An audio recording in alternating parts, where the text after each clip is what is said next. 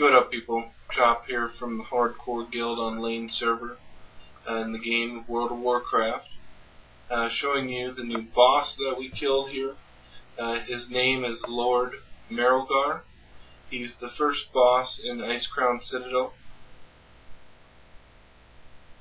He has several abilities, but what I basically tell my raid is three things. Number one, you've got to stay out of the fire, so keep moving.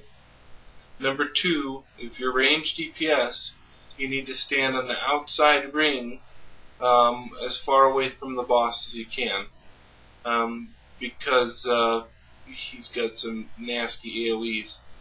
And then the third thing that you have to do is kill the spikes.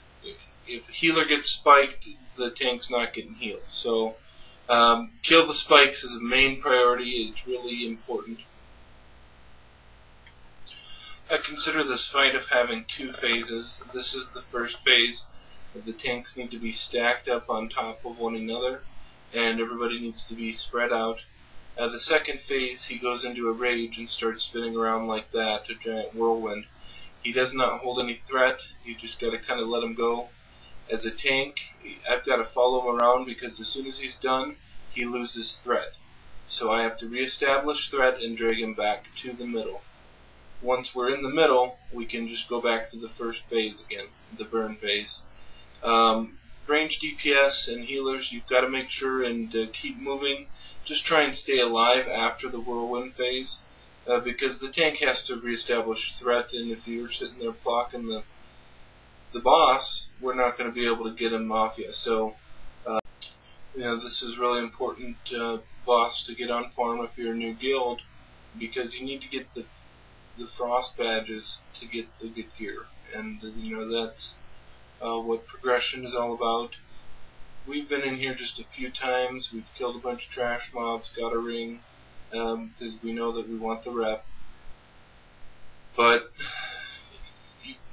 you really have got to be prepared and organized, because what I've noticed on this boss is that it takes a lot of coordination. It's not just like a tank and spank, and from what I've been hearing from some of my other raiding buddies is that all the bosses are that way. So, just keep trying and do your best, I guess. Now, this boss took us about 10 minutes to kill. We do have some lower end DPS in the raid, but everybody did what they were supposed to do and stayed alive.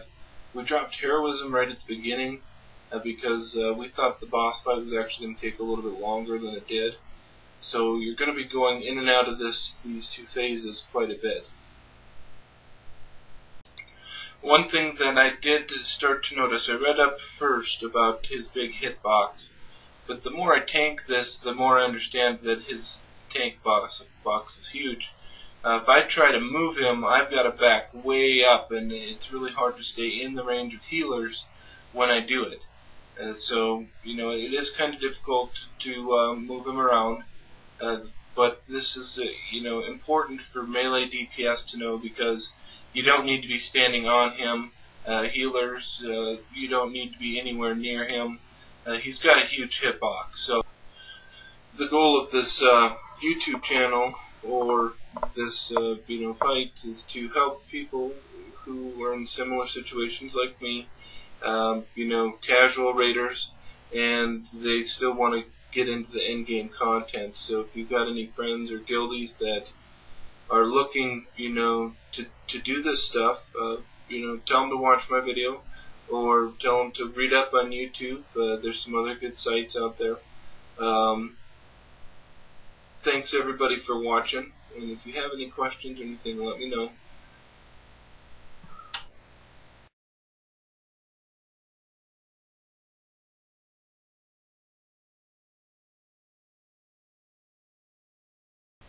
Oh, and I suppose I better let everybody know that he dropped a really nice trinket for healers or casters. It's got spell power, and you can rejuvenate mana with it.